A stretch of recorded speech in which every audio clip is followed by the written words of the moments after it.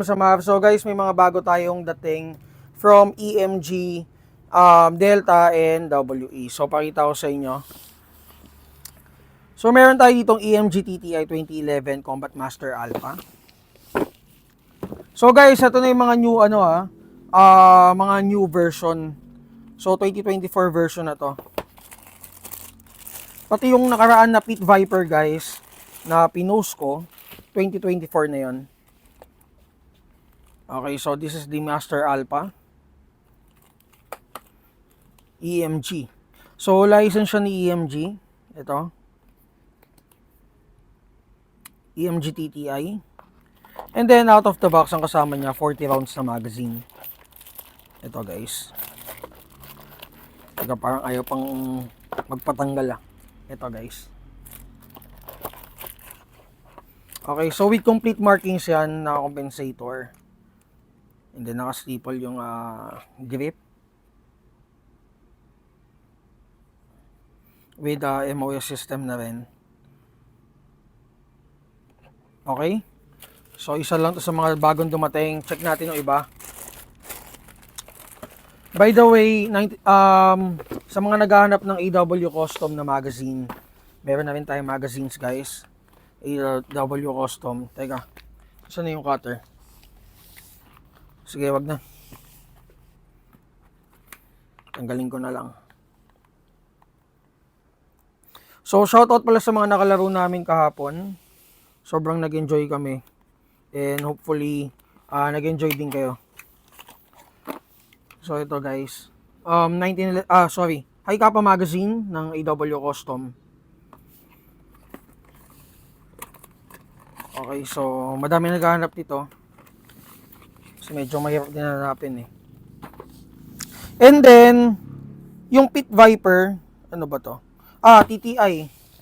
So, John Wick 3 guys, meron na rin tayo. So, may license card din siya ng STI, EMG, TTI.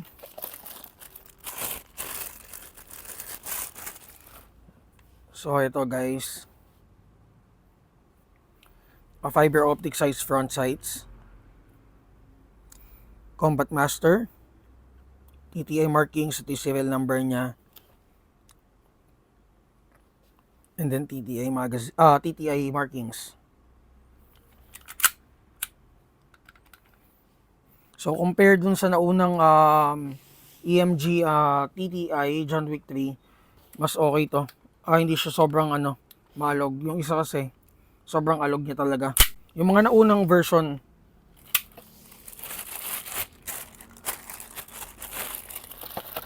ano pa ba?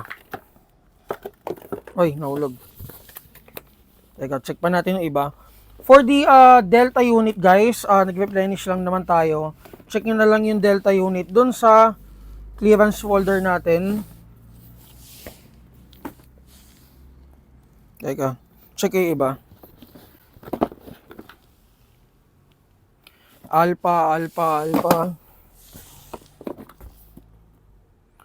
Combat Master Alpha. Dami.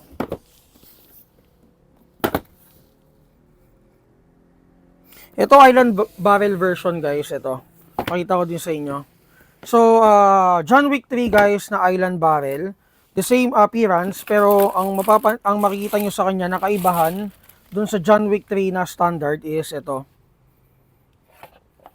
So, kagandahan dito guys, hindi siya masyadong maalog. So, siguro, siguro sobrang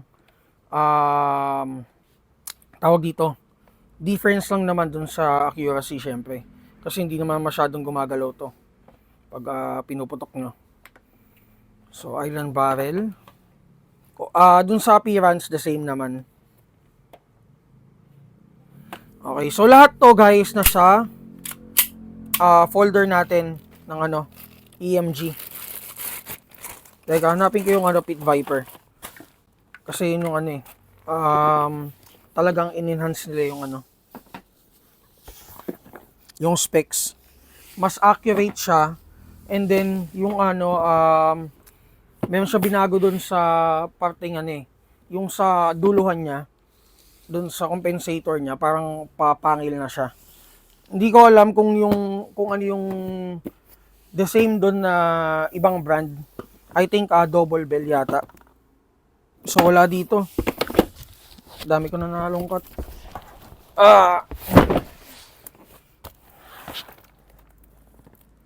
So wala pa rin dito. So siguro magbaba na lang ako mamaya or i-check namin kasi ang daming box na dumating. And ito guys, 2033 AW custom. Lapit mo brother. Ito din, dami din naghahanap. So ready na for competition, na fiber optic sights, island barrel din guys. Ayan no. Front and rear sights na fiber optic. Metal yung frame niya, metal slide. Naka customized trigger. Naka magwell na rin. Black nga lang yung magazine niya, hindi chrome. And then may kasama na siyang base plate for optic attachment.